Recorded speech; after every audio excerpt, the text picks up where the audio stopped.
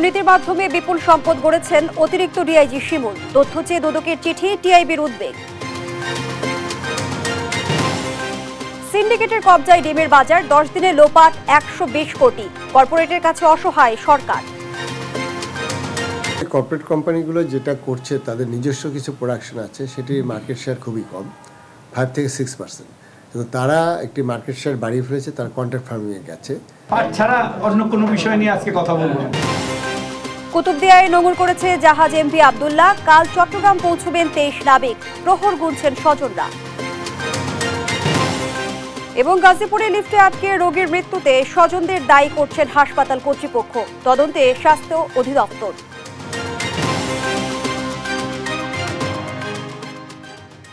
আমন্ত্রণ সংবাদ রাতে। দেখছিলেন সংবাদ শিরোনাম, সঙ্গে আছি আমি ফারদাস জুই। সিটিএসবির অতিরিক্ত ডিআইজি রফিকুল ইসলাম শিমুলের বিরুদ্ধে অবৈধ সম্পদের পাহাড় গড়ার অভিযোগ উঠেছে।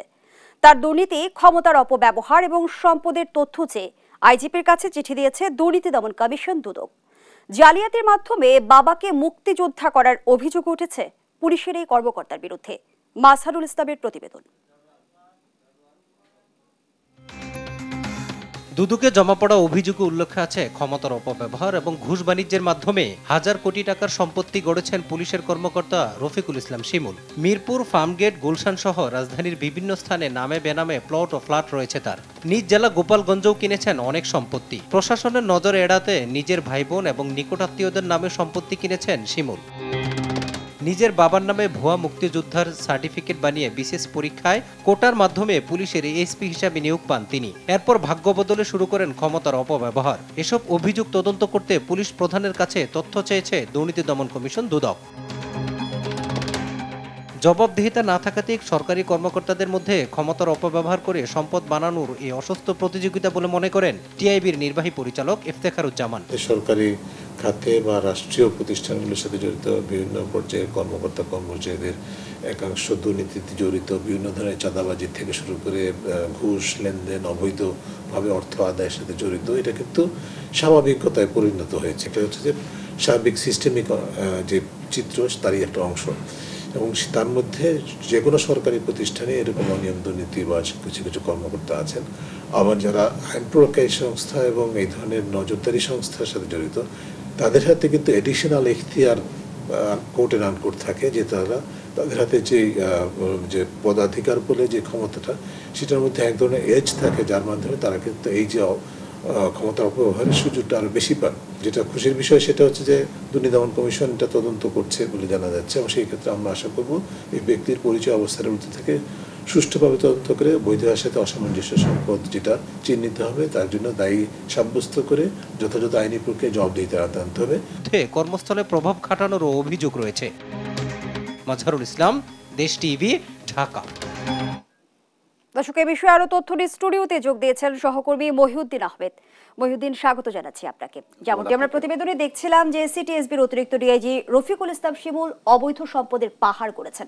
একটু জানতে চাই কি পরিমাণ সম্পদ তিনি গড়েছেন আর দুদক কি কি বিষয়ে তথ্য চেয়েছেন।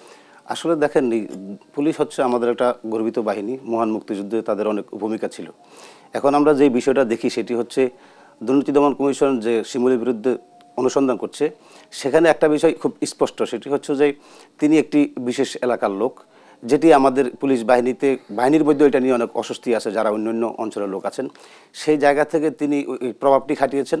একই সঙ্গে তিনি পাবনাতে এসপি ছিলেন। যখন একজন এসপি মানে তিনি আসলে ওই এলাকার সব কিছু দেখাশোনা করেন, তার দায়িত্বে পড়ে। তিনি এই সুযোগগুলো কাজে লাগিয়েছেন। তারপরে এখন এসে তিনি দায়িত্বে আছেন সিটিএসবিতে। এটা একটি বড় এলাকা, অনেক ইনভেস্টিগেশন করতে হয় এখানে থেকে। সেই জায়গা থেকে মনে হয়েছে তিনি পুরোপুরি ক্ষমতার অপব্যবহার করে তিনি যে সম্পদ গড়েছেন। আমরা যে অভিযোগটি দেখেছি, যেটি দুদকে এসেছে, যার উপরে নির্ভর করে প্রাথমিক অনুসন্ধান শেষে তারা কিন্তু তদন্তে যাওয়ার একটা অনুসন্ধান করে। সেই অনুসন্ধানে তারা প্রমাণ পায় যে না, তার বিরুদ্ধে আসলে এগুলা বিশ্বাসযোগ্য অপরাধ হয়েছে, এগুলো অনুসন্ধান করা যায়। সেটি তারা এখন পুলিশের হেডকোয়ার্টারের পুলিশ প্রধানের কাছে এগুলো তথ্য চেয়েছেন। তো আজকে আমি যেটি দেখেছি যে চিঠিটি পাঠিয়েছেন, সেখানে উল্লেখ করা হয়েছে যে তিনি কিভাবে এখানে কত তারিখে যুক্ত হয়েছেন পুলিশে, কিভাবে এসেছেন। তিনি এএসপি হয়ে যোগদান করেছিলেন পুলিশে। সেই জায়গা থেকে একই সঙ্গে এই পর্যন্ত তিনি কত টাকা বেতন ভাতা পেয়েছেন। তার মানে এটি চাওয়ার অর্থ হচ্ছে তিনি এই টাকাটা ইলিগালি নিয়েছেন। কেন ইলিগালি নিয়েছেন? তারা হয়তো ইতিমধ্যে দুদক এই অনুসন্ধানটি করে শেষ করে ফেলেছে। সেটি হচ্ছে তার বাবা যে ভুয়া মুক্তিযোদ্ধা, তিনি যে সনদ বানিয়েছেন, পরিশোধীয় চাকরিটা নিয়েছেন, এটি এতদিনে দুদক নিশ্চিত হয়েছে, যার কারণে তার এগুলো চেয়েছে। এখন বিষয়টি হচ্ছে, দেখেন পুলিশ বাহিনী হচ্ছে একটি বিশাল বাহিনী, এখানে সবাই এখন তার কারণে সবাই পুলিশ বাহিনীকেই দোষটা দিবে, ব্যক্তির অপরাধ এখন একটা বাহিনীর উপরে চলে যাচ্ছে। কিন্তু আমাদের কথা হচ্ছে যে এই বিষয়টি এখানে আসার আগে, দুর্নীতি দমন কমিশনে আসার আগে এতদিন এটি কেন সবার নজর পড়লো না? পুলিশ যদি আরও আগ থেকে এগুলো নজরদারি করতেন তাদের বাহিনীর লোকজনের উপরে, যে আসলে তারা কে কী করতেছে, কোথায় তার কী সমস্যা হচ্ছে, কারা দুর্নীতি করতেছে তারা, তাহলে এই বিষয়টা আজকে এই পর্যায়ে চলে আসতো না। আমার মনে হয় যে তাদের উচিত তাদের যে সদস্যগুলোর আরও বেশি নজরদারিত করা, এতে করে বাহিনীর যেমন সুনাম থাকবে, একের সঙ্গে যারা দুর্নীতিবাজ কর্মকর্তা তারা আরও সতর্ক হবে, আরও সজাগ হবে। আরেকটি বিষয় হচ্ছে টিআইবি যেই কথাটি বলেছেন যে দুদক আসলে ব্যবস্থা নিয়েছেন, আমার মনে হয় যে দুদকও খুব বেশি যে ব্যবস্থা নিতে পারে তা না, একেবারে স্পেসিফিকলি যদি কিছু আসে তখন যাই তারা সেটি ধরতে পারে, কিন্তু এর আগে তারা ওইভাবে কাজ করতে পারে না। কেন পারে না? তাদেরও স্বাধীনতা, যেই স্বাধীনতা দেওয়া হয়েছে ওই মূল স্বাধীনতা তারা কিন্তু ব্যবহার করতে পারে না। ব্যবহার করতে না পারার কারণে এইভাবে আস্তে আস্তে তিনি আজকে 1000 কোটি টাকার মালিক হয়েছেন, এটি কিন্তু তিনি একদিনে হন নাই, এটি হওয়ার জন্য তার অনেক সময় লেগেছে। এই দীর্ঘ প্রক্রিয়া কিন্তু দেখেন দুদকও কিন্তু এর আগে এই লোকটাকে আইডেন্টিফাই করতে পারে না যে এরকম একটা লোক এত টাকার মালিক হচ্ছেন। কিন্তু মহিউদ্দিন আহমেদ, আপনি বলছিলেন যে আসলে ব্যক্তির অপরাধের জন্য পুরো বাহিনীকে দোষারোপ করা হচ্ছে, কিন্তু আমরা কিন্তু সাম্প্রতিক সময়ে দেখছি যে সরকারি কর্মকর্তাদের অনিয়ম এবং দুর্নীতির প্রবণতা বেড়ে যাচ্ছে, এর কারণ কি? এর ওই একটি কারণ, সেটি হচ্ছে আমাদের দুর্নীতি দমন কমিশন একটিমাত্র সংস্থা আমাদের, যে সংস্থাটি সরকারি কর্মকর্তাদের দুর্নীতি অনিয়ম নিয়ে কাজ করে। সেই সংস্থাকে যে ক্ষমতা দেওয়া হয়েছে আইনিভাবে, তারা সেই ক্ষমতাটা সঠিকভাবে ব্যবহার করতে পারে না। এটি কেন করে না, নানান প্রশ্ন আছে। এটি কেউ দায়ও নেবে না যে না আমরা তো এই সংস্থাকে নিয়ন্ত্রণ করছি, সেটি কেউ দায় নেবে না, কিন্তু কার্যক্রম দেখে যেটি আমরা বুঝি তারা সেটি সঠিকভাবে ব্যবহার করতে পারছে না পারার কারণেই সরকারি কর্মকর্তারা দুর্নীতিতে জড়িয়ে যাচ্ছেন। এর আগে ধরেন সাবেক পুলিশ প্রধান, তার বিরুদ্ধে অভিযোগ আছে। আমি জানি পুলিশের আরও 2 ডজন কর্মকর্তার বিরুদ্ধে বিভিন্ন স্তরের দুর্নীতি দমন কমিশন অনুসন্ধান চলছে। তো এটির মূল কারণে হচ্ছে যে যেই সংস্থাটি কাজ করার কথা সেই সংস্থাটি সঠিকভাবে কাজ না করার কারণে সরকারি কর্মকর্তারা এভাবে দুর্নীতিতে জড়িয়ে পড়ছেন।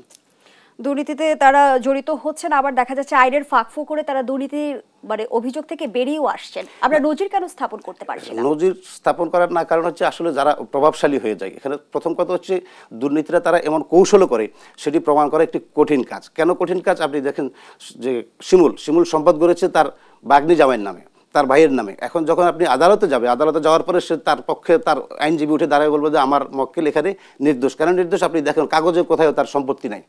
এই সমস্ত সুযোগগুলোই তারা কাজে লাগায়। এখন সেক্ষেত্রে আমার মনে হয় যে কীভাবে ফাঁক ফুকর তৈরি হয় এবং কীভাবে বের হয়ে যায়, এটি যারা নীতি নির্ধারণী পর্যায়ে কাজ করেন, আইন নিয়ে কাজ করেন, বিধিবিধান নিয়ে কাজ করেন, তাদের আমার মনে হয় যে উচিত এই বিষয়গুলো আরও গভীরভাবে পর্যবেক্ষণ করা এবং সেই সুপারিশগুলো নিয়ে আসা, যেন কেউ দুর্নীতি আত্মীয় স্বজন অন্যদের নামে করেও এভাবে পার পেয়ে না যেতে পারে। সেই প্রত্যাশাই আসলে আমরা রাখতে চাই। ধন্যবাদ জানাচ্ছি সহকর্মী মহিউদ্দিন আহমেদ। দর্শক, এতক্ষণ স্টুডিওতে কথা বলছিলেন সহকর্মী মহিউদ্দিন আহমেদ। দেশে বাড়েনি ডিমের চাহিদা, কমেনি উৎপাদনও, তবুও নানা অজুহাতে অসাধু ব্যবসায়ীরা সিন্ডিকেটের মাধ্যমে ইচ্ছে মতো বাড়াচ্ছেন দাম। 10 দিনে এই সিন্ডিকেট অস্বাভাবিকভাবে ডিমের দাম বাড়িয়ে হাতিয়ে নিয়েছে ভোক্তাদের 120 কোটি টাকা। ফলে অস্থিরতা দেখা দিয়েছে দেশের ডিমের বাজারে। ইরফান রানার ক্যামেরায় কুষ্টিয়া থেকে নাহিদ হাসান তিতাসের রিপোর্ট। খামারে একটি ডিমের উৎপাদন খরচ পড়ে সর্বোচ্চ 8 টাকা, যা খামারিরা বিক্রি করে 8 টাকা 20 পয়সা দরে। তবে খুচরা পর্যায়ে সেই ডিমই বিক্রি হচ্ছে 12.5 টাকা থেকে 13 টাকায়। অর্থাৎ প্রতি পিস ডিমে বড় বড় ব্যবসায়ীরা মুনাফা লুটছেন 3 টাকারও বেশি। দেশে প্রতিদিন ডিমের চাহিদা 4 কোটি। সেই অনুযায়ী ব্যবসায়ীরা প্রতিদিন মুনাফা লুটছেন 12 কোটি টাকা। আর গত 10 দিনে ভোক্তাদের পকেট কেটে ডিম সিন্ডিকেট লোপাট করেছে 120 কোটি টাকা। কারণ ছাড়াই লাগামহীনভাবে ডিমের এমন দাম বাড়ায় ক্ষুব্ধ সাধারণ ভোক্তারা। গত সপ্তাহে ছিল 9 টাকা, আর এই সপ্তাহে আমরা দেখতেছি 12.5 টাকা। এখন ছোট ছোট ব্যবসায়িকরা দিশেহারা এবং বড় ব্যবসায়িকরা টাকার পাহাড় লুটছে। বড় বড় ব্যবসায়িকরা সিন্ডিকেট করে টাকাগুলো আমাদের সাধারণ ভোক্তাদের টাকা লুটেপুটে খাচ্ছে। কিভাবে প্রতিদিন ডিমের দাম বাড়ছে, কারাই বা বাড়াচ্ছে, তা কিছুই জানেন না খুচরা বিক্রেতারা। তারা বলছেন মহাজনরা প্রতিদিন যেভাবে দাম নির্ধারণ করে দেয় সে দামেই বিক্রি করেন তারা। গরমের কারণে প্লাস মুরগি মারা যাচ্ছে, সেজন্য ডিমের দাম বাড়তে আমাদের কোনো লাভ হবে না। আমরা আগেও তাই লাভ করলাম, এখনো সে লাভে। শুনছি নাকি যে মুরগি মারা গেছে, তে আসলে মুরগি যদি মারা যায়, মুরগি তো আর ব্রয়লার মারা গেছে, লেয়ার তো আর মারা যায়নি। আর ডিম উৎপাদনকারী খামারিরা বলছেন তাদের উৎপাদিত 8 টাকার ডিম কিভাবে বাজারে এত বেশি দামে বিক্রি হয় তা জানেন না তারা। ডিমের দাম বাড়াতে কোনো লাভ নেই তাদের। বড় বড় ব্যবসায়ীদের হাতে জিম্মি তারা। ঢাকা চট্টগ্রাম ফোন দেওয়ার পরে বাজার যেটা হয় ওটাই উপরে আমরা নির্ভর করে বিক্রি করি। আমাদের বাড়লেও বেশি হয় না, আপনার কমে গেলে আমাদের লস হয়ে যায়। আমরা ফিড এর দাম বেড়ে গেলে আমাদের কষ্ট বেড়ে যাচ্ছে, কিন্তু ডিমের দাম বেড়ে গেলে ডিমের দাম ঠিকমতো পাচ্ছে না, বা বিভিন্ন সমস্যার কারণে ডিমের দাম আবার কমে যায়, আর সঠিক দামটা আমরা পাই না। তবে বাজার তদারকির দায়িত্বে থাকা কর্মকর্তারা বলছেন ডিমের দাম নিয়ন্ত্রণে কাজ করছেন তারা। 2-1 দিনের মধ্যেই স্বাভাবিক হবে ডিমের বাজার। ক্রয় মূল্যের সাথে ওটা বিচার বিশ্লেষণ চলছে, এভাবে দেখলে কিন্তু এটা আইডেন্টিফাই করা সম্ভব সে কত পার্সেন্ট লাভ করছে এবং মালটা কোথা থেকে আনছে। এই ধারাটা আরো সক্রিয়ভাবে মোবাইল কোর্টের মাধ্যমে আমরা এটা প্রতিহত করার চেষ্টা করব। দেশের ডিমের বাজারের অস্থিরতা নিয়ন্ত্রণে দ্রুত অসাধু ব্যবসায়ীদের এই সিন্ডিকেটের বিরুদ্ধে ব্যবস্থা নেওয়ার তাগিদ সাধারণ ভোক্তাদের। নাহিদ হাসান তিতাস, দেশ টিভি। ডিমের অস্বাভাবিক মূল্য বৃদ্ধির জন্য মধ্যস্বত্বভোগীদের দায়ী করছেন খুচরা ও পাইকারি ব্যবসায়ীরা। ভোক্তা অধিদপ্তরও বলছে দায়ী সিন্ডিকেট ও কর্পোরেট কোম্পানি। তাদের বিরুদ্ধে ব্যবস্থা নিতে বলা হয়েছে আইন শৃঙ্খলা বাহিনীকে।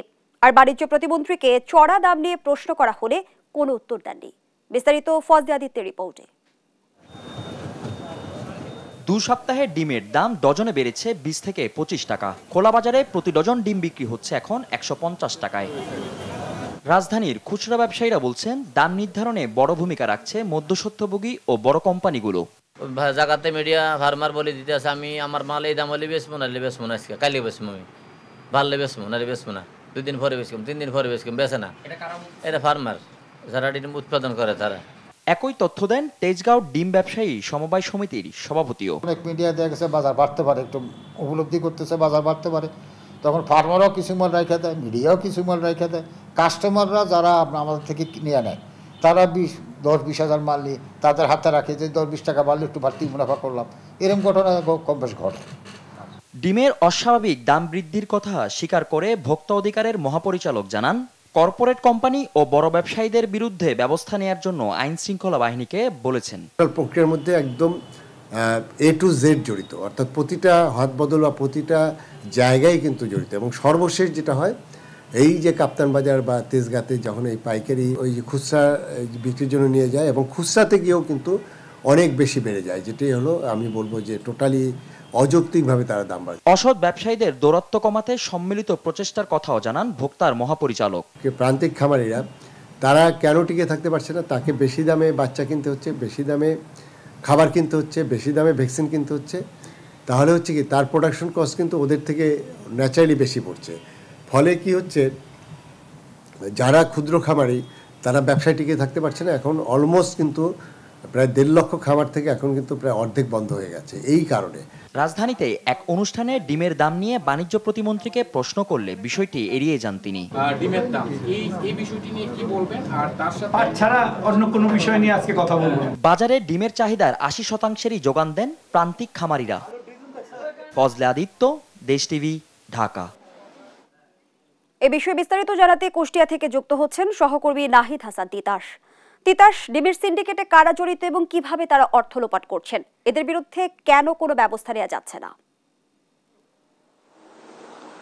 ধন্যবাদ জুই। আসলে এই যে ডিমের বাজারের যে সিন্ডিকেটের কথা আপনি বলছেন এটা কিন্তু আজকের নয়, এটা দীর্ঘদিনের। সরকার এই সিন্ডিকেট ভাগার জন্য নানামুখী চেষ্টা করেছে, অর্থাৎ কখনো ডিম আমদানি করেছে, কখনো অভিযান চালিয়েছে, তারপরে কিন্তু কোনোভাবে এই ডিমের বাজারের যে সিন্ডিকেট এটা কিন্তু নিয়ন্ত্রণ করা যায়নি। আপনাকে আমি আজকে কিছুক্ষণ আগে যে আমরা খবরে দেখছিলাম, আসলে এই যে ডিমের বাজারের সিন্ডিকেট কোনো ধরনের কোনো অজুহাত, নানা ধরনের অজুহাত দেখেই কিন্তু ডিমের দামটি বারবারই বাজারে বাড়ানো হয়।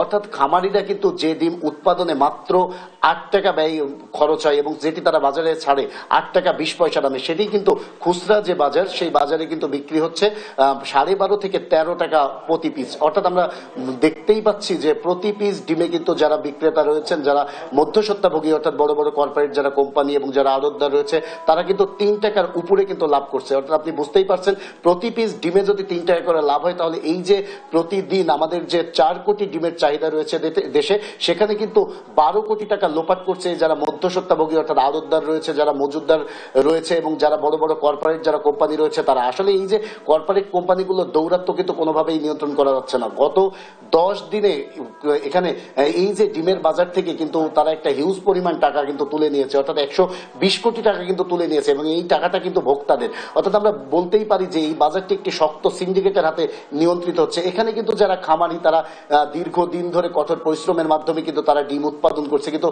তারা লাভবান হচ্ছে না। অর্থাৎ তারা কিন্তু সাধারণভাবেই 8 টাকা 20 পয়সা দামে বাজারে ছেড়ে দিচ্ছে, কিন্তু এই যে এই ডিমগুলা সংগ্রহ করে নিয়ে যাচ্ছে যারা মধ্যস্বত্বভোগী বা যারা আড়তদার রয়েছে, যারা ব্যাপারী রয়েছে, যারা কর্পোরেট কোম্পানির লোকজন রয়েছে, তারা এই ডিমগুলো হয়তো 1 দিন এবং 2 দিন এরা এগুলো জমা রাখছে এবং তারপরে কিন্তু বাজারে একটা কৃত্রিম সংকটের সৃষ্টি করছে এবং কৃত্রিম সংকট সৃষ্টির মধ্য দিয়ে কিন্তু তারা বাজারে বেশি দামে ছাড়ছে। আসলে এই যে সিন্ডিকেট যদি ভাঙতে হয় তাহলে কিন্তু আমাদের শুধু খামার বা খুচরা বাজারে অভিযান চালিয়ে কিন্তু এটা নিয়ন্ত্রণ করা যাবে না। এটিকে যদি নিয়ন্ত্রণ করতে হয় তাহলে বড় বড় যে কর্পোরেট কোম্পানিগুলো রয়েছে, যে আড়তদার রয়েছে, ব্যাপারী রয়েছে, যদি আমরা এই পর্যন্ত যেতে পারি তবেই কিন্তু এটা নিয়ন্ত্রণ করা সম্ভব, তাছাড়া নিয়ন্ত্রণ করা সম্ভব নয়। আসলে এই যে ডিমের বাজারের দীর্ঘদিন ধরেই যে অস্থিরতা, এর জন্য কিন্তু কোনো কারণ লাগে না, অর্থাৎ কারণে অকারণেই কিন্তু ইচ্ছা স্বাধীনভাবে দামগুলো নির্ধারিত হয়। আমি খামারিদের সাথে কথা বলেছি, খামারিরা যেটা বলছে তাদেরকে ঢাকা থেকে, পাবনা থেকে, চট্টগ্রাম থেকে তাদের কিন্তু ফোন দেওয়া হয়, ফোন দিয়ে বলে দেওয়া হয় যে ডিমের বাজার এটা, এই দামে তারা ডিম ছাড়তেছে। এবং খুচরা বিক্রেতাদের সাথে আমরা কথা বলেছি, খুচরা বিক্রেতারা যেটা বলছে যে আসলে ডিমের দাম যে প্রতিদিন কিভাবে বাড়ছে, কারা বাড়াচ্ছে এটা কিন্তু তারা জানে না। অর্থাৎ তারা বলছে যে তাদের ফোনের মাধ্যমে তাদেরকে বলে দেওয়া হয় যে আজকে বাজারে ডিম বিক্রি হবে এত টাকা দামে, তারা কিন্তু এত টাকা দামে বিক্রি করে। আর কেন এই দাম বাড়ছে এটি কিন্তু আসলে কোনো খুচরা বিক্রেতা বলেন আর যারা খামারি রয়েছে তারা বলেন, তারা কিন্তু এটা কেউ জানে না। আর এই যে দীর্ঘদিন ধরে ডিমের বাজারের যে সিন্ডিকেট, এই সিন্ডিকেটের প্রভাবে কিন্তু সবচেয়ে বেশি বিপাকে পড়েছে নিম্ন এবং মধ্য আয়ের মানুষের। আপনি জানেন যে নিম্ন আয়ের মানুষের, মধ্যবিত্ত মানুষের কিন্তু আমিষের অন্যতম মাধ্যম হচ্ছে এই ডিম। এই ডিমের দাম বৃদ্ধির ফলে কিন্তু মানুষের নাজেহাল অবস্থা, অর্থাৎ তাদের নাভিশ্বাস উঠেছে এবং পুষ্টির ঘাটতি দেখা দিয়েছে। তাই তারা বলছে যে এই যে কারণে অকারণে লাগামহীনভাবে এই ডিমের দাম বৃদ্ধির এই সিন্ডিকেট দ্রুত ভাঙার দাবি করছে। এই ছিল কুষ্টিয়া থেকে ডিমের বাজার নিয়ে আমার কাছে সর্বশেষ খবর। জয়, ধন্যবাদ জানাচ্ছি আপনাকে। দর্শক, কুষ্টিয়া থেকে যুক্ত ছিলেন সহকর্মী নাহিদ হাসান তিতাস। জিম্মি দশা থেকে মুক্তির 1 মাস পর জাহাজ এমভি আব্দুল্লাহ কক্সবাজারের কুতুবদিয়ায় পৌঁছেছে। সেখান থেকে লাইটার জাহাজে করে কাল 23 নাবিককে নেওয়া হবে চট্টগ্রামের KSRM লাইটার জেটি সদরঘাটে। সেখানেই তাদের বরণ করবেন স্বজনরা। সহকর্মী সৌরভ দেব ও AKM নাজিমের তথ্য ছবিতে ডেস্ক রিপোর্ট। জলদস্যুদের হাত থেকে মুক্তির 1 মাস পর বিকেলে কক্সবাজারের কুতুবদিয়ায় পৌঁছেছে জাহাজ এমভি আব্দুল্লাহ। শিপিং কর্তৃপক্ষ বলছে সোমবার সন্ধ্যায় জাহাজটি কুতুবদিয়া চ্যানেলে পৌঁছেছে। নাবিক ও ক্রুদের একটি নতুন ব্যাচ পাঠানো হবে ওই জাহাজে। পরে একটি লাইটার জাহাজে 23 নাবিককে মঙ্গলবার চট্টগ্রামের KSRM লাইটার জেটি সদরঘাটে আনা হবে। সেখানেই তাদের বরণ করবেন স্বজনেরা। এদিকে জিম্মি দশা থেকে মুক্তির পর তাদের বরণে অধীর আগ্রহে আছেন তাদের স্বজনেরা। অবস্থায় ফিরে আসবে এত অল্প সময়ের মধ্যে তার কোনো কল্পনা মনে করছি যে অন্তত মাস তো লাগতে পারে।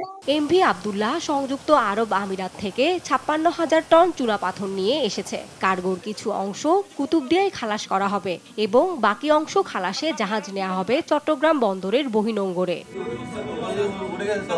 এর আগে গত 12 মার্চ ভারত মহাসাগরে সোমালীয় জলদস্যুদের হাতে আটক হয় বাংলাদেশি জাহাজটি। পরে মুক্তিপণ দিলে 13 এপ্রিল মুক্ত হয় জাহাজটি। নিউজ ডেস্ক, দেশ টিভি। জিম্মি দশা থেকে মুক্তির 1 মাস পর জাহাজ এমভি আব্দুল্লাহ সোমবার বিকেলে কক্সবাজারের কুতুবদিয়ায় পৌঁছেছে। এ বিষয়ে সবশেষ খবর জানাতে সরাসরি যুক্ত হচ্ছেন চট্টগ্রাম থেকে সহকর্মী AKM নাজিম। নাজিম, শেষ হলো 1 মাসের প্রতীক্ষা, কুতুবদিয়ায় পৌঁছেছে এমভি আব্দুল্লাহ। এ বিষয়ে কি তথ্য রয়েছে আপনার কাছে, জানাবেন বিস্তারিত। জি, আপনি যেমনটা বলছেন, আসলে যে এমভি আব্দুল্লাহ জাহাজটি কক্সবাজারে প্রবেশ করার পরে সন্ধ্যা, আমরা যেটা জেনেছি সন্ধ্যা 6:30টার দিকে সেটি কক্সবাজারের কুতুবদিয়া এলাকায় নোঙর করেছে। ওখানে জাহাজের নাবিকরা ভালো আছেন, তারা ওখানে কিছুটা যে কার্গো নিয়ে আসছিলেন, যে চুনাপাথরগুলো ওখানে কিছু খালাস করবে। তারপর 2 দিন পরে ওটি সেই জাহাজটি চট্টগ্রাম বন্দরের বহিনোঙ্গরে প্রবেশ করবে। তবে জাহাজে যে 23 জন নাবিক রয়েছে, সেই নাবিকদেরকে আগামীকাল একটি লাইটার জাহাজে করে চট্টগ্রামের সদরঘাটে যে KSRM এর যে মালিক পক্ষ, যে KSRM এর যে জেটি রয়েছে সদরঘাটে, সেই জেটিতে প্রবেশ করবে। তারপর সেটি আস্তে আস্তে বিকাল 4টা নাগাদ হতে পারে বলে কেএসআরএম এর পক্ষ থেকে আমাদেরকে জানানো হয়েছে। তারা বলছে যে জাহাজে যে নাবিকরা রয়েছে তাদেরকে নিরাপদে লাইটার জাহাজে করে সদরঘাটে যে কেএসআরএম এর জেটি রয়েছে সেটিতে আনা হবে। তারপর তাদেরকে আনুষ্ঠানিকভাবে সেই জেটিতেই কেএসআরএম কর্তৃপক্ষ বরণ করবেন এবং তাদের সাথে কথা বলবেন। পাশাপাশি সেখানে তাদের কিছু স্বজনও থাকবেন বলে আমরা জানতে পেরেছি। তবে জাহাজ তারা নাবিকরা চলে আসার পরে জাহাজটি অন্য একটি নতুন নাবিক দল জাহাজটি চালাবেন বলে আমরা জেনেছি। যে 13 জন নাবিক রয়েছেন তারা বন্দী দশা থেকে মুক্তি পেয়েছেন, তারা ছুটিতে যাবেন বলে আমরা জেনেছি। তবে মালিক পক্ষ বলছেন যে জাহাজের নাবিকদেরকে চট্টগ্রামের সদরঘাটে নিয়ে আসার পরে তাদের সাথে কথা বলবেন, তাদেরকে বরণ করে নেবেন এবং তাদের পরিবার সদস্যদের সাথে কথা বলবেন। পাশাপাশি তাদের যে স্বজনরা রয়েছেন তারাও সেখানে থাকবেন বলে আমরা জেনেছি। তবে জাহাজের যে নাবিকরা আসার কারণে তারা চট্টগ্রামে পৌঁছে গেছেন এবং কালকে বাড়িতে ফিরবেন, এই খুশিটা আসলে জাহাজের যে নাবিকরা রয়েছেন তাদের পরিবারে আনন্দ হয়েছে। কারণ তারা যে গত ঈদুল ফিতর গেল তারা ঈদ করতে পারেন, তাদের কাছে এখন ঈদের আনন্দ হয়েছে। তারা অনেকেই, আমরা কয়েকটি নাবিক পরিবারের সাথে কথা বলেছি, তারা বলছেন যে তারা তাদের এই সন্তানরা যে ঘরে ফিরেছেন সেই জন্য তারা নতুন জামা কাপড় কিনেছেন এবং তাদের সন্তানদেরকে বরণ করার জন্য তারা প্রস্তুত। পাশাপাশি যে কেএসআরএম এর জাহাজটির মালিক পক্ষ কেএসআরএম এর অঙ্গ প্রতিষ্ঠান এসআর শিপিং এর কর্তৃপক্ষ কিন্তু নাবিকদেরকে বরণ করার জন্য প্রস্তুত এবং তারা কৃতজ্ঞতা জানিয়েছেন যে তারা সুস্থভাবে এই জাহাজের নাবিকরা চলে এসেছেন এবং জাহাজও সুস্থভাবে আসতে পেরেছেন। আপনাকে আরেকটি বিষয় জানিয়ে রাখি, এর আগে মোজাম্বিক থেকে কয়লা নিয়ে আসার পথে জাহাজটি সোমালিয়ান জলদস্যুরা জিম্মি করেছিল। তারপর দীর্ঘ 1 মাসে বিভিন্ন টানাপোড়েনের পর জাহাজটি মুক্তি পায়। তারপর মুক্তি পাওয়ার পরেই মূলত তারা জলদস্যু থেকে মুক্তি পাওয়ার পরে আরব আমিরাতে রওনা দেয়। তার সেখান থেকে চুনাপত্র নিয়ে জাহাজটি বাংলাদেশের উদ্দেশ্যে রওনা হয়। তার আগে যে জাহাজে যে নাবিকরা রয়েছেন তারা, আমরা জাহাজের একজন ক্যাপ্টেন ছিলেন আব্দুর রশিদ, আমরা ওনার সাথে কথা বলেছি। উনি যেমনটা বলছেন জাহাজে যেসব নাবিক রয়েছেন তারা সবাই সুস্থ আছেন এবং সবাই ভালো আছেন, তারা অধিক আগ্রহী আছেন পরিবারের কাছে ফেরার জন্য। এই ছিল জাহাজের বিষয়ে আমার কাছে থাকা সর্বশেষ। ধন্যবাদ জানাচ্ছি আপনাকে। দর্শক, চট্টগ্রাম থেকে যুক্ত ছিলেন সহকর্মী AKM নাজিম। গাজীপুরের শহীদ তাজউদ্দিন আহমদ মেডিকেল কলেজ হাসপাতালে লিফটে আটকে মৃত্যুর ঘটনায় রোগীর স্বজনদের ধাক্কাধাক্কিকে প্রাথমিকভাবে দায়ী করেছে হাসপাতাল কর্তৃপক্ষ। বিষয়টি জানিয়ে স্বাস্থ্য অধিদপ্তরকে চিঠি দিয়েছে তারা। তবে তদন্ত কমিটির প্রতিবেদনের আগেই কর্তৃপক্ষের এমন চিঠি দায় এড়ানোর চেষ্টা বলে মনে করছেন অনেকে। আর স্বাস্থ্য অধিদপ্তর বলছে ইতিমধ্যে হাসপাতাল পরিদর্শন করেছে স্বাস্থ্য অধিদপ্তর। একই সঙ্গে সব হাসপাতালে লিফট নিয়মিত সার্ভিসিং এর নির্দেশও দিয়েছে অধিদপ্তর। বিস্তারিত হাসান মাহমুদের রিপোর্টে। রোববার গাজীপুরের শহীদ তাজউদ্দিন আহমেদ মেডিকেল কলেজ হাসপাতালে লিফটে আটকে রোগী মৃত্যুর ঘটনায় সরেজমিন তদন্ত করেছে স্বাস্থ্য অধিদপ্তর। চিকিৎসা ব্যবস্থা ও লিফট পরিচালনায় কোনো ত্রুটি ছিল কিনা খতিয়ে দেখে অধিদপ্তর। সরকারি লিফটে সার্বক্ষণিক একজন অপারেটর থাকার কথা থাকলেও রোববার ঘটনার সময় অপারেটর কোথায় ছিলেন সেটিও খতিয়ে দেখা হচ্ছে বলে জানান স্বাস্থ্য অধিদপ্তরের হাসপাতাল শাখার সহকারী পরিচালক। যেহেতু এটা সরকারি হাসপাতাল, পাবলিক প্রপার্টি, সরকারি সম্পদ, এখানে লিফট পরিচালনার জন্য অবশ্যই সার্বক্ষণিক লিফট অপারেটর থাকা উচিত। কারণ অনেকেই এদিক সেদিক গ্রামগঞ্জ থেকে আসে, এই লিফট পরিচালনা এইগুলি যেহেতু যান্ত্রিক ব্যাপার, তো লিফট অপারেটর তারা গতকালকে ডিউটিরত ছিল কিনা, ওই যখন ঘটনাটি ঘটে তখন তারা কোথায় ছিল, আমরা তাদের ডিউটি রোস্টার একটা থাকে আপনারা জানেন, তাদের হাজিরা তালিকা থাকে এবং তাদের যারা সুপারভিশন করে তাদের সাথে আমরা কথা বলেছি। এর আগে রোববার রাতে মৃত্যুর ঘটনা অবহিত করতে স্বাস্থ্য অধিদপ্তরকে চিঠি দেয় হাসপাতাল কর্তৃপক্ষ। সেখানে মৃত্যুর ঘটনায় রোগীর স্বজনদেরই দায়ী করা হয়। এদিকে হাসপাতালে লিফট স্থাপন ও পরিচালন গণপূর্ত বিভাগের বলে দাবি অধিদপ্তরের হাসপাতাল শাখার পরিচালকের। গাজীপুরের ঘটনার পর দেশের সব হাসপাতালে লিফট নিয়মিত মেরামত হয় কিনা সে ব্যাপারে নির্দেশ দিয়েছে স্বাস্থ্য অধিদপ্তর। লিফটগুলোর মেনটেনেন্স, সাপ্লাই এবং লিফট অপারেটর যারা ছিল তারাও সবাই পিডব্লিউডির স্টাফ আর কি। আমরা স্বাস্থ্য বিভাগ থেকে এগুলো কিছু করা হয় না, ওনারাই বসিয়েছেন, ওনারাই মেনটেন করে এবং লোকগুলো ওনাদেরই ছিল। তারপরও যেহেতু হাসপাতালের মধ্যে আমরা তদন্ত করে দেখছি, ভবিষ্যতে যেরকম আর কখনো না হয়, আমরা একটু পরে আমাদের মহাপরিচালক মহোদয় সভা ডেকেছেন এবং আমরা সকল হাসপাতালকে এই ব্যাপারে সতর্ক করব যেন এ ধরনের অভিযোগ বা রোগীর ভোগান্তি কখনোই না হয়। এর আগে 4 মে একই হাসপাতালের 12 তলা থেকে পড়ে মারা যান জিল্লুর রহমান নামের এক রোগী। হাসান মাহমুদ, দেশ টিভি, ঢাকা। তাজউদ্দিন মেডিকেলে লিফটে আটকে রোগীর মৃত্যুর ঘটনার সবশেষ খবর জানাতে সরাসরি যুক্ত হচ্ছেন সহকর্মী নজরুল ইসলাম। নজরুল, রোগীর স্বজনদের উল্টো দায়ী করছেন হাসপাতাল কর্তৃপক্ষ। স্বাস্থ্য অধিদপ্তরও পরিদর্শনে গিয়েছিল। এ বিষয়ে সার্বিক পরিস্থিতি জানাবেন। জুই, আপনি যেমনটা বলছিলেন, আপনি জানেন যে গাজীপুর তাজউদ্দিন আহমেদ মেডিকেল কলেজ হাসপাতালে কিন্তু লিফটে আটকে কিন্তু যে রুগীটা মারা গেছেন সেই রুগীটার তারা কিন্তু হাসপাতাল কর্তৃপক্ষ কিন্তু উল্টো কিন্তু এই রুগীর স্বজনদেরকে দায়ী করছেন এবং তারা তড়িঘড়ি করে কিন্তু একটি চিঠি বিভিন্ন দপ্তরে পাঠিয়েছেন। এখানে চিঠিতে আপনার এই হাসপাতালের উপপরিচালক মোহাম্মদ জাহাঙ্গীর আলম স্বাক্ষরিত চিঠিতে উল্লেখ করা হয়েছে, যেখানে চিঠিতে কিন্তু তারা লিফটে আটকে পড়া রুগীর সহ লোকজন যে দরজা ছিল সেই দরজা ধাক্কাধাক্কি করার ফলে কিন্তু আপনার দরজার নিরাপত্তা ব্যবস্থা কাজ করেনি, এমনটাই দাবি করেছেন তারা। এছাড়া লিফটে রুগী সহ যে স্বজনরা ছিলেন ৪৫ মিনিট আটকে ছিলেন, তারাও কিন্তু সেটা কিন্তু তারাও বলতেছে যে ১০ থেকে ১৫ মিনিটের মতন কিন্তু তারা আটকে ছিলেন। অর্থাৎ এখানে কিন্তু একটি আপনার খেলা হচ্ছে এখানে, যেটা আমরা সারাদিন বুঝে দেখেছি। এছাড়া কিন্তু আপনার এখানে তদন্ত কমিটি করা হয়েছে, তারাও কিন্তু আমরা দেখেছি যে মিডিয়াকে একটু এড়িয়েই চলার চেষ্টা করেছেন। সারাদিন কিন্তু আমাদের ঘুরিয়েছেন, কিন্তু আমরা শেষ পর্যন্ত তাদেরকে আমরা পেয়েছিলাম। সেখানে কিন্তু আপনার মাসুদ রেজা উপ সহকারী পরিচালক স্বাস্থ্য অধিদপ্তর, ওনার সাথে আমরা কথা বলেছি। উনি সাংবাদিকদেরকে জানিয়েছেন যে এখানে কি কারণে এই লিফটে এই ব্যবস্থা হলো এবং কি কারণে লিফটের এই বন্ধ হয়ে গেল, এবং ওনারা কিন্তু সেই একই কথা বলেছেন যে এখানে যে লিফট স্বয়ংক্রিয়ভাবে যে চালু হওয়ার যে ব্যবস্থাটা ধাক্কাধাক্কির ফলে কিন্তু যে 1 মিনিটের মধ্যে স্বয়ংক্রিয়ভাবে যে আপনার চালু হয়ে যায় সেটা ব্যবস্থা কিন্তু নষ্ট হয়ে গেছিল। এর ফলে কিন্তু আপনার এখানে কিন্তু লিফটে চালু হয়নি এবং ৪৫ মিনিট না, ওনারা বলতেছেন 10 থেকে 15 মিনিট 16 মিনিটের মতো ছিল এখানে আটকা।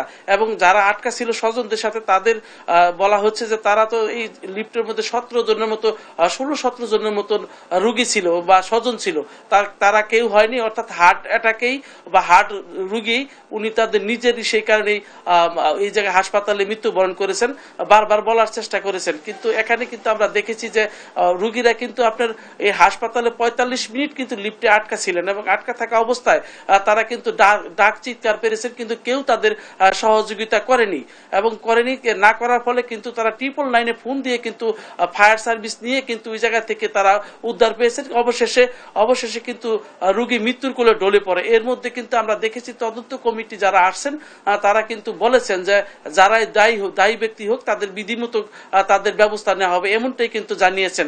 যদি আরেকটু বলে রাখি যে আপনি জানেন যে এর আগেও কিন্তু গত 4 তারিখে কিন্তু ছাদ থেকে লাফিয়ে পড়ে কিন্তু একজন রোগী নিহত হয়েছেন, সেটা নিয়েও কিন্তু আমরা কথা বলার চেষ্টা করেছিলাম। তারা বলল যে সবকিছু তদন্ত করা হচ্ছে, কি কারণে হাসপাতালে একের পর এক ঘটনা ঘটছে এই সমস্ত বিষয়গুলো কিন্তু তুলে ধরছিলাম। তবে আপনি জানেন যে 5টি লিফটের মধ্যে কিন্তু যারা ঠিকাদার কোম্পানি রয়েছেন গণপূর্ত বিভাগ, তারা কিন্তু ঠিক মতন মেরামত করে না। আমরা দেখেছি যে 4টার মধ্যে 2টি সচল রয়েছে, আরগুলো কিন্তু আমরা বিকলই দেখেছি। এরকম কিন্তু গাজীপুর তাজউদ্দিন আহমেদ মেডিকেল কলেজের অবস্থা। একের পর এক নানান অনিয়মের কারণে কিন্তু জনমুখে এখন নানান প্রশ্ন বয়ে বেড়াচ্ছে। এটাই ছিল আমার কাছে গাজীপুর থেকে সর্বশেষ। জুই, ধন্যবাদ আপনাকে। দর্শক, গাজীপুর থেকে যুক্ত ছিলেন সহকর্মী নজরুল ইসলাম। জামালপুরের ইসলামপুর, বকশীগঞ্জ ও দেওয়ানগঞ্জে দ্বিতীয় ধাপের উপজেলা নির্বাচন ঘিরে চলছে জোর প্রচারণা। জয় নিশ্চিতে ভোটের মাঠে নিজ প্রতীকে ভোট টানতে প্রার্থীরা দিচ্ছে নানা প্রতিশ্রুতি। তবে এলাকার উন্নয়নকে প্রাধান্য দিবেন এমন প্রার্থীকেই বেছে নিতে চান ভোটাররা। সহকর্মী মেহেদি হাসানের রিপোর্ট, বিস্তারিত জানাচ্ছেন ফরজানা ইসলাম। আগামী 21শে মে ইভিএমে অনুষ্ঠিত হবে জামালপুরের দেওয়ানগঞ্জ উপজেলা পরিষদের নির্বাচন। তাই মাইকিং, মিছিল, মিটিং আর গণসংযোগে কমতি রাখছেন না প্রার্থীরা। যে যার মতো ভোটারদের আস্থা অর্জনে চেষ্টা করছেন। এবার রাজনীতির মাঠে ভোটের হিসেবেও থাকবে বেশ গরমিল। 5 জন চেয়ারম্যান প্রার্থী সকলেই উপজেলা সহ আওয়ামী লীগের বিভিন্ন পদপদবিতে আছেন। বিএনপি নির্বাচনে না এলেও নির্বাচনের মাঠে বিএনপি সমর্থকদের ভোট যেদিকে যাবে সেই দিকেই পাল্লা ভারী হবে। তাই চেয়ারম্যান প্রার্থীরা বিএনপি জামাতের ভোটও নিজের প্রতীকে নিতে চেষ্টা চালান। জয়ের ব্যাপারে সবাই আশাবাদী। জনগণের মাঝে আছি, জনগণ আমাকে আবারও আগামী নির্বাচনে আমাকে উপজেলা চেয়ারম্যান বানাবে, এই বিশ্বাস আমার ভিতরে এসে গেছে। এদিকে কাপ্পিরিচের প্রার্থী নারী ভোটারদের সমর্থন আদায়ের চেষ্টা চালাচ্ছেন, দিচ্ছেন নারী বান্ধব নানা প্রতিশ্রুতিও। অর্ধেকের বেশি অংশই আর কি নারীদের সারা বেশি পাচ্ছি। আমি একটু প্রতিবন্ধকতা ওইটা বলা যাবে না, স্বাভাবিক যারা প্রতিহিংসা প্রতিবন্ধকতা করবে ভোটের মাধ্যমে তাদের জবাব দিয়ে। তবে ভোটাররা বলছেন শুধু প্রতিশ্রুতি নয়, পূর্ব অভিজ্ঞতাকে কাজে লাগিয়ে এলাকার উন্নয়নে কাজ করবেন এমন যোগ্য প্রার্থীকেই বেছে নিতে চান তারা। যার যার ভোট আমরা ভোট কেন্দ্রে যায় দিব, পছন্দের যে প্রার্থী তাকেই ভোট দেব। যার দ্বারা মানুষের কল্যাণ সাধিত হবে এরকম একজন জনপ্রতিনিধিকে মানুষ এবার ভোট দেবে বলে আমরা আশা করছি। দেওয়ানগঞ্জ উপজেলা পরিষদ নির্বাচনে চেয়ারম্যান পদে 5 জন, ভাইস চেয়ারম্যান পদে 12 জন ও মহিলা ভাইস চেয়ারম্যান পদে 6 জন ভোটযুদ্ধে অংশ নিয়েছেন। নিউজ ডেস্ক, দেশ টিভি। দ্বিতীয় ধাপের নির্বাচনের প্রচারণার সবশেষ খবর জানাতে ময়মনসিংহ থেকে সরাসরি যুক্ত হচ্ছেন সহকর্মী ইলিয়াস আহমেদ। ইলিয়াস, নির্বাচন ঘিরে কেমন চলছে প্রচারণা? জয়ী, অসংখ্য ধন্যবাদ। সারা দেশের ন্যায় ময়মনসিংহের 3টি উপজেলায় দ্বিতীয় ধাপে উপজেলা পরিষদ নির্বাচন অনুষ্ঠিত হবে। অর্থাৎ ইতিমধ্যেই আমরা দেখেছি প্রচারণায় জমে উঠেছে নির্বাচন। আমি যদি বলি যে ময়মনসিংহের মুক্তাগাছা, ময়মনসিংহ সদর এবং গরিপুর উপজেলায় এই 3টি উপজেলায় কিন্তু নির্বাচন অনুষ্ঠিত হবে। এই 3টি উপজেলায় মোট 43 জন প্রার্থী তারা প্রতিদ্বন্দ্বিতা করছেন। অর্থাৎ চেয়ারম্যান পদ ছাড়াও অন্যান্য ভাইস চেয়ারম্যান পদে প্রার্থীরা কিন্তু বিরামহীন তারা প্রচারণা চালিয়ে যাচ্ছেন এবং ভোটারদের নানা উন্নয়নের প্রতিশ্রুতি দিয়ে কিন্তু তারা ভোট প্রার্থনা করছেন। অর্থাৎ প্রথম ধাপের যে নির্বাচন অনুষ্ঠিত হয়েছিল সেই প্রথম ধাপেও কিন্তু ময়মনসিংহের 3টি উপজেলায় নির্বাচন অনুষ্ঠিত হয়েছিল এবং দ্বিতীয় ধাপেও কিন্তু 3টি উপজেলায় নির্বাচন অনুষ্ঠিত হবে। অর্থাৎ প্রথম ধাপের নির্বাচন দেখে দ্বিতীয় ধাপের নির্বাচনে যারা প্রতিদ্বন্দ্বিতা করছেন সেই দ্বিতীয় ধাপের প্রার্থী যারা আছেন তারা কিন্তু প্রথম ধাপের প্রার্থীরা যে ভুল ত্রুটি করেছিলেন সেই ভুল ত্রুটি কিন্তু ইতিমধ্যেই তারা সংশোধনী করে কিন্তু প্রচারণা চালিয়ে যাচ্ছেন। অর্থাৎ আমরা দেখেছি প্রথম ধাপে বেশ কয়েকজন প্রার্থীকে বিভিন্ন কারণে কিন্তু জরিমানা করা হয়েছিল এবং দ্বিতীয় ধাপে কিন্তু সেই বিষয়টি এখনো পর্যন্ত কোথাও করা হয়নি। অর্থাৎ তারা কিন্তু আচরণ বিধি মেনে তারা প্রচারণা চালাচ্ছেন এবং ভোটারদের দ্বারে দ্বারে যাচ্ছেন, নানা উন্নয়নের প্রতিশ্রুতি দিয়ে কিন্তু তারা ভোট প্রার্থনা করছেন। যদি বলি যে সবচেয়ে মর্যাদাপূর্ণ উপজেলা পরিষদ যদি ধরা হয় ময়মনসিংহের, অর্থাৎ ময়মনসিংহ সদর উপজেলা পরিষদ, এই সদর উপজেলা পরিষদের চেয়ারম্যান পদে 5 জন প্রার্থী প্রতিদ্বন্দ্বিতা করছেন। যদিও আমরা ইতিমধ্যেই করেছে 3 জন প্রার্থীর মধ্যেই কিন্তু তুমুল লড়াই হবে এবং তারা নানান উন্নয়নের প্রতিশ্রুতি দিয়ে, অর্থাৎ বর্তমান যে চেয়ারম্যান প্রার্থী রয়েছেন আশরাফ হোসাইন, তিনি গোড়া প্রতীক নিয়ে এবছরও প্রতিদ্বন্দ্বিতা করছেন। তিনি নানা উন্নয়নের প্রতিশ্রুতি দিয়ে অন্যান্য প্রার্থীদের চেয়ে প্রচারণায় বেশি করার চেষ্টা করছেন এবং তারা কিন্তু ভোটারদের দ্বারে দ্বারে যাচ্ছেন এবং নানা উন্নয়নের প্রতিশ্রুতি দিচ্ছেন। এই বিষয়টি নিয়ে ভোটারদের সঙ্গেও আমরা কথা বলেছিলাম। ভোটাররা বলছেন যে তারা এখনই কোনো ভোট দেওয়ার ক্ষেত্রে তারা কিন্তু এখনো কোনো চিন্তা ভাবনা করেননি। অর্থাৎ নির্বাচনের 2-1 দিন আগে তারা সিদ্ধান্ত নেবেন কোন প্রার্থীকে তারা ভোট দিবেন এবং কাকে দিয়ে উন্নয়নের দ্বারা অব্যাহত থাকবে সেই বিষয়টি কিন্তু তারা 2-1 দিন আগেই চিন্তা ভাবনা করবেন বলে আমরা বেশ কয়েকজন ভোটারদের সাথে কথা বলেছিলাম। তারা সেই বিষয়টি আমাদেরকে জানিয়েছেন এবং নির্বাচন সংশ্লিষ্ট কর্মকর্তা যারা আছেন তারা বলছেন যে দেশের অন্যান্য জায়গায় প্রথম ধাপে কিছুটা বিশৃঙ্খলা হলেও ময়মনসিংহে প্রথম ধাপে কিন্তু কোনো বিশৃঙ্খলা হয়নি। অর্থাৎ সুষ্ঠু, অবাধ, নিরপেক্ষ নির্বাচন অনুষ্ঠিত হয়েছে, নির্বাচন সংশ্লিষ্ট কর্মকর্তা তারা বলছিলেন এবং তারা বলছেন যে প্রথম ধাপের ন্যায় দ্বিতীয় ধাপেও কিন্তু ময়মনসিংহের এই 3টি উপজেলায় তারা সুষ্ঠু নিরপেক্ষ নির্বাচন হবে সেই আশা তারা ব্যক্ত করেছেন এবং সেই লক্ষ্যে তাদের যে আইন শৃঙ্খলা বাহিনী সেটি মোতায়েন রয়েছে এবং তারা বলছেন যে এই নির্বাচনে পেশি শক্তি ব্যবহার করার কারো কোনো সুযোগ নেই এবং তারা সেই পেশি শক্তি কেউ যদি ব্যবহার করে এবং কারো কোনো প্রার্থীর বিপক্ষে যদি অভিযোগ পাওয়া যায় তারা তাৎক্ষণিকভাবে ব্যবস্থা নিচ্ছেন, সেই বিষয়টি আমরা লক্ষ্য করেছি। এবং এখনো পর্যন্ত কোনো প্রার্থী কারো বিরুদ্ধে কোনো ধরনের অভিযোগ করেননি এবং তারা কিন্তু সকলেই সমান তালে নির্বাচনী প্রচারণা চালিয়ে যাচ্ছেন এবং প্রার্থীরা বলছেন যে এবছর দলীয় প্রতীক নেই এবং দলীয় প্রতীক না থাকার কারণে প্রার্থী যারা আছেন তারা কিন্তু অনেকেই বলছেন যে তাদের পক্ষে ভোট আসবে, সেই বিষয়টি তারা বলছিলেন। এবং চেয়ারম্যান পদে আমরা দেখেছি 3টি উপজেলায় চেয়ারম্যান পদে আওয়ামী লীগেরই বেশি প্রার্থী প্রতিদ্বন্দ্বিতা করছেন এবং একজন জাতীয় পার্টি এবং একজন বিএনপির প্রার্থী রয়েছেন। তারাও আশা প্রকাশ করছেন যে তারা বলছেন যে যদি সুষ্ঠু ভোট হয় তাহলে তারা কিন্তু জয়ীর ব্যাপারে আশা প্রকাশ করছেন। এবং ময়মনসিংহ সদর, মুক্তাগাছা এবং গৌরীপুর উপজেলায় চেয়ারম্যান পদে 3 জন প্রার্থী প্রতিদ্বন্দ্বিতা করছেন। মহিলা ভাইস চেয়ারম্যান পদে 13 জন প্রার্থী, অর্থাৎ দুঃখিত, ময়মনসিংহ সদর, গৌরীপুর এবং মুক্তাগাছা উপজেলায় চেয়ারম্যান পদে 13 জন প্রার্থী এবং মহিলা ভাইস চেয়ারম্যান পদে 13 জন প্রার্থী, পুরুষ ভাইস চেয়ারম্যান পদে 17 জন প্রার্থী, এই নিয়ে 43 জন প্রার্থী কিন্তু তারা প্রচার প্রচারণায় রয়েছেন এবং বিরামহীন প্রচারণা চালিয়ে যাচ্ছেন। তারা প্রত্যেকেই জয়ের ব্যাপারে আশা প্রকাশ করেছেন এবং প্রত্যেকেই কিন্তু সকাল থেকে মধ্যরাত পর্যন্ত প্রচারণা চালিয়ে যাচ্ছেন এবং সরকারের উন্নয়নের দ্বারা অব্যাহত রাখার প্রতিশ্রুতি কিন্তু দিচ্ছেন। এবং সাধারণ ভোটার এবং নাগরিক নেতারা বলছেন যে সুষ্ঠু নিরপেক্ষ অবাধ নির্বাচনের মাধ্যমে ভোটাররা তাদের পছন্দের প্রার্থীকে বেছে নেবেন। এই ছিল আমার কাছে নির্বাচনী প্রচার প্রচারণা নিয়ে সর্বশেষ তথ্য। ধন্যবাদ জানাচ্ছি আপনাকে। দর্শক, ময়মনসিংহ থেকে নির্বাচনী প্রচারণার খবরাখবর জানাচ্ছিলেন সহকর্মী ইলিয়াস আহমেদ। সংবাদ রাতে শিরোনামগুলো জানিয়ে দিচ্ছি আরেকবার।